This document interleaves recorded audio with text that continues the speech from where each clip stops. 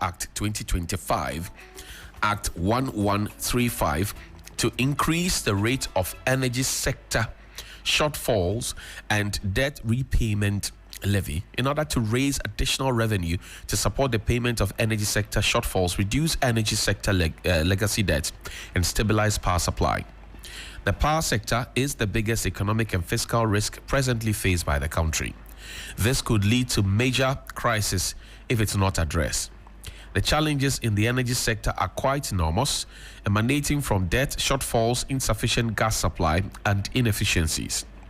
The total energy sector debt as at end of March 2025 stands at 3.1 billion United States dollars. The debt includes money owed to independent power producers, state-owned enterprises, and fuel suppliers. Due to non-payment of bills owed to ENI and CAPA, the World Bank International Development Association guarantee of 512 million United States dollars and the Ghana National Petroleum Corporation guarantee of 120 million United States dollars were completely drawn down. As a result of this, the government is required to find an additional amount of 632 million United States dollars to restore three guarantees. In addition to the above, a minimum of 3.7 billion United States dollars is also needed to clean up the overall energy sector indebtedness.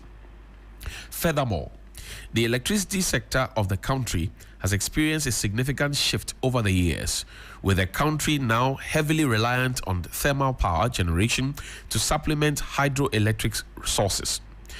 The cost of liquid fuel to power the thermal power generation plants is not included in the current electricity tariff buildup, resulting in a significant revenue shortfall for the procurement of liquid fuel. According to the Public Utilities Regulatory Commission, an inclusion of the cost of liquid fuel in the price build will lead to an increase in electricity tariffs by over 50%. Government considers that this increment will have a higher negative impact on industry and household incomes.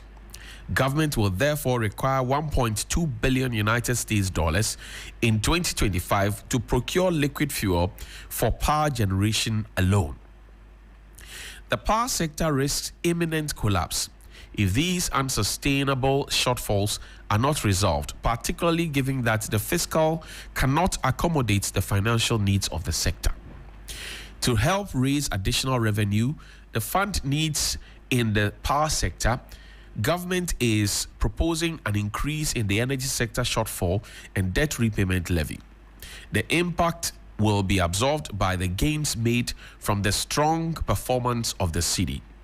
With this increment, there will be no increase in the ex-pump price of petrol and diesel in the next pricing window beginning today if the levy is increased.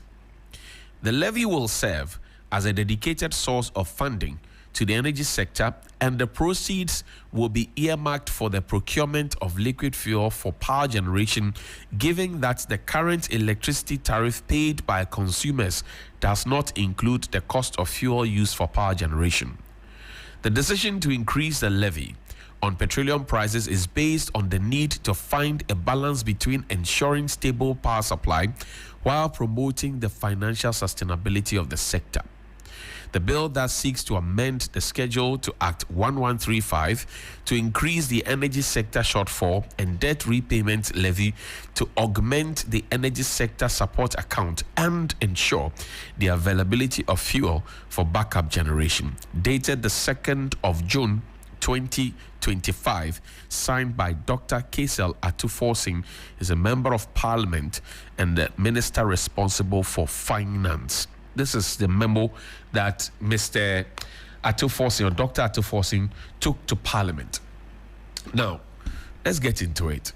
I've asked questions about whether or not stakeholder engagement was done and what the way forward should be.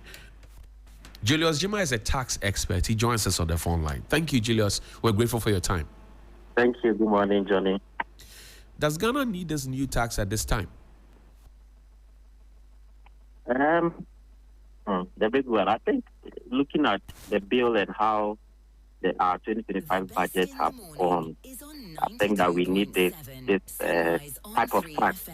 But the timing, probably we were expecting a little bit, maybe probably by the end of the year or maybe next fiscal year when it comes to the introduction of any taxes. But I think that in terms of the quantum sum of money that we need as a country, I would say yes. The timing probably is too early, but we have to bear with government. Now, in bearing with governments, the people of the Republic of Ghana are now drawing parallels. For example, they say for e-levy, we were paying this much. Now, if we have to pay 1 cedi on every liter of fuel, that's a tad too much. Is the government not drawing water out of stone, the stone being the citizens, and government trying to draw water out of the stone?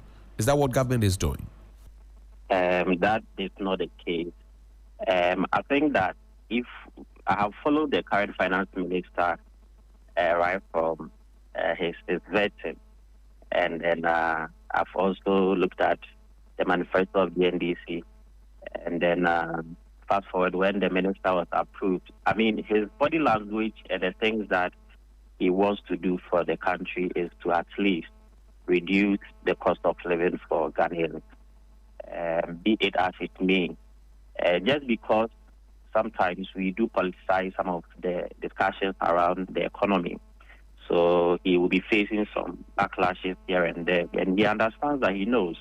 I know that this is not a comfortable position for him to come quickly after he's been praised for the cedi appreciation for just half of the year. And then just that things Ghanaians are really becoming more comfortable. There's a discussion, a conversation of tax, and this is coming as a certificate of urgency. So that in itself would mean that the finance minister will not be so comfortable, try to even lay this bill in parliament and then get a president to just approve it within the shortest possible time. I know that it wouldn't be a comfortable situation for him now. But Johnny, we look at our energy sector in its entirety. It's something that we need to really look at. We've been having the conversations around it, and we haven't been able to address it fully because it is more financial in nature. We need money to be able to pay our RPPs, and that is a simple reason. Yes, people would bring the political arguments and debates around it because when the finance minister was in opposition, they were criticizing the levy and all that. So minority would definitely come at you. That one, he can't take it away from them. But that is the beauty of our democracy. We act as a check and balance on ourselves. We need to hit things slowly. We need to understand the conversations on the economy. Now he's in the hot seat. He's in the hot chair. So he sees things differently, perhaps, and with a bit of hindsight. And that's why I'm saying that we can only bear with him so that the things that, the problems and the challenges that we expect government to solve for us, that is what we are looking for in its entirety. At the end of the day, we want to keep our power and our light on. We don't want to have any issues with Doomsor. Ghanaians, we are not happy about Doomsor. We don't want to go through Doomsor.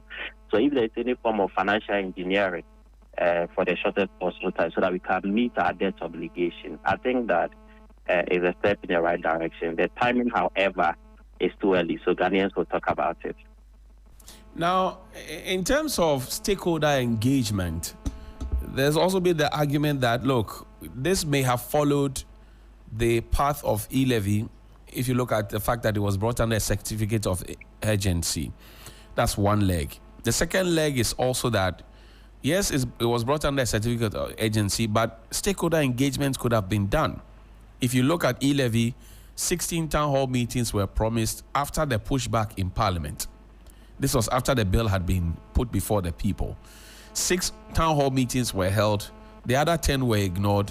The government at the time rushed back into Parliament to pass the e-levy, and we all know how it ended. Is the NDC government under John Mahama following the same path that Nana Akufo-Addo treaded and failed? Johnny, I respectfully disagree. The issue is that this is not a new tax. The energy sector levy is a tax that has existed since 2015, and it has gone through various amendments. What the minister is doing is to amend the law. If it is coming as a new tax type, I would agree that we need the stakeholder consultations and engagements and all that. But the tax is an existing tax. It's already there. We check the Energy Sector Levy Act, and then the object, the scope of it, addressing core issues in terms of debt, looking at, even our forex, price stability. These are the things the energy sector is there for, to be able to augment the payment of, any debt exposure we are facing in our power sector. So, yes, it is just not a new tax for us that we have to go through all the gestation period and try to get people rally around it. That would have been fine if there's time for the minister to do that. But the simple reason is that is it a new tax that we have to go through all these processes? And that will mean it will come with extra cost. So sometimes we spend too much money in trying to even introduce the tax. At the end of the day, the contributions that we are getting from, part of it will go to settle all those, costs that we spent in trying to introduce the tax. So if it is coming as a new tax, I will agree that we would have needed this stakeholder engagement and consultation. But the simple reason is that it's a tax that is already existing. Probably I would have expected in the mid-year budget where Parliament will have time to look at it and then probably comment on even the rate. The one city, if it is too much, we can have a reduction to maybe 50 pesos to the existing one that is there, at least to be able to support the contributions that will come in. But the simple name is under certificate of urgency. So it means that it is not a normal thing. I mean, something is pressing that we need to respond to. That is why the minister introduced it as a certificate of what? Urgency or emergency situation, all that. So let's try to understand the direction of the minister. I don't think that the minister would want to put any extra burden on Ghanaians if the need is not there. But there is a need. There is a big problem we need to discuss.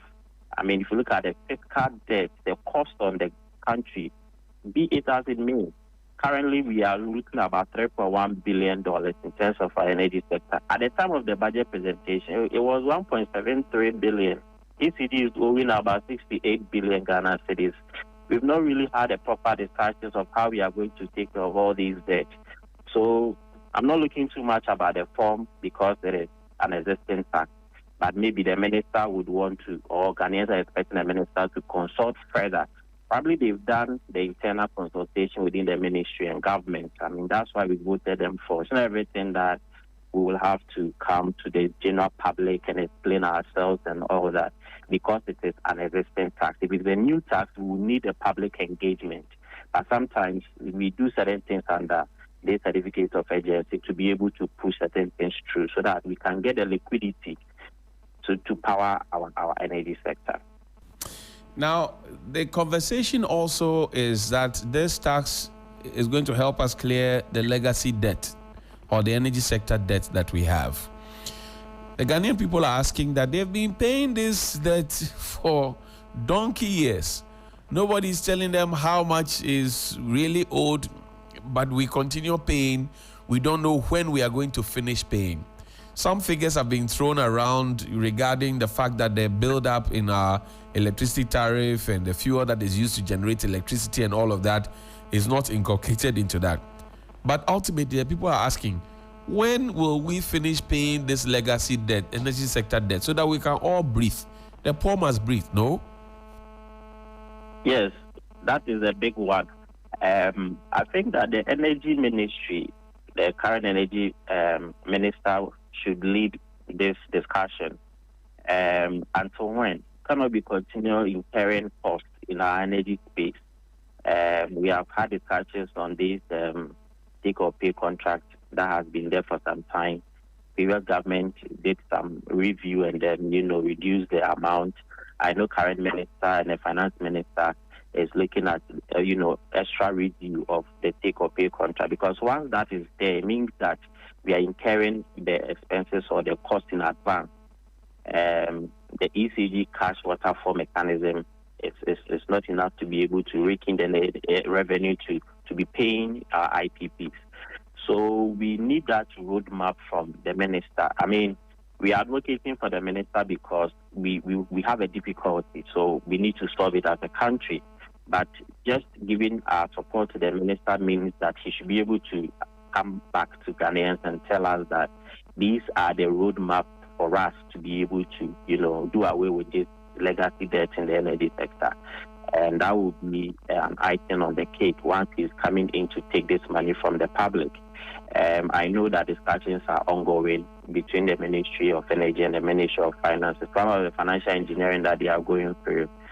And it will be in the interest of all of us to get to know when actually some of these debts will go away from our books. And that would mean that we need to review these take-or-pay contracts in our energy sector. We have said time and time again that currently we do not have generational shortages or shortfalls. The problem with our energy sector is liquidity to pay. And that means that let us go back and look at the various contracts that we engaged with the IPC. And if we can be able to have, conversation, negotiations or renegotiations with them to save money for the country, that will be a plus for all of us. So that will in itself help us to know when actually we'll be able to get out of these debts in the energy sector. So I believe that I would want the finance minister probably getting the support of the president to come back to us to let us know when in itself, because this is going to bring in some extra money. Just as he said, he's going to cover the 3.1 billion US dollars in terms of the energy sector. So when is it going to be in 2 years? It's going to be in 3 years. He should be able to account to us how much money that is projected as a result of this extra 1 city that is coming, even quarterly, so that we know that this is the money that we're paying. One of the things that we need to encourage is that, yes, there's a debt service account, which is an energy sector debt account, and all these monies will have to go into it. We need to see the account and the audited account on these, inflows and outflows, so that Ghanaians will know that it is for a specific purpose. We are trying to get out of the woes of the debts in the energy sector. And I believe that would help the country a lot. So we probably will have to expect more from the Energy Ministry and then Finance Ministry to give us that roadmap, that a detailed program, a proper strategy that maybe year 1, we are going to pay this, year 2, we pay this, and by year 3, we are out. And if that needs a readjustment, that the tax can even go off. Well, that's the beauty of tax. I mean, you can bring it today, tomorrow, you can take it away, and that will help our economy. In the circumstances, should the citizens of Ghana, a town hall meeting of a sort, be organized across the country so that people get to understand? Because, there's misinformation, there's also disinformation. And then there are people who, as soon as they hear 1 cedi is being charged on every liter, they take it to the markets and they run things down. Goodwill is so easy to build, so hard to build, but so easy to be lost. What should the government be considering? Town hall meetings, or should they forget EOBR? Oh, not at all. I mean, like you said, goodwill is so important. Currently, the government has the goodwill of the country and the people, so the government have to capitalize on it and make sure that this government would be more transparent and more accountable.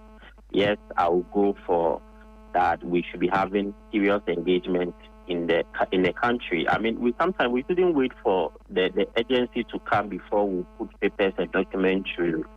Once we do that, it means that, like you said, you allow people to do the disinformation and misinformation before you come back to do the damage control. The harm had already been caused. So, yes, we need those workshop town hall meetings.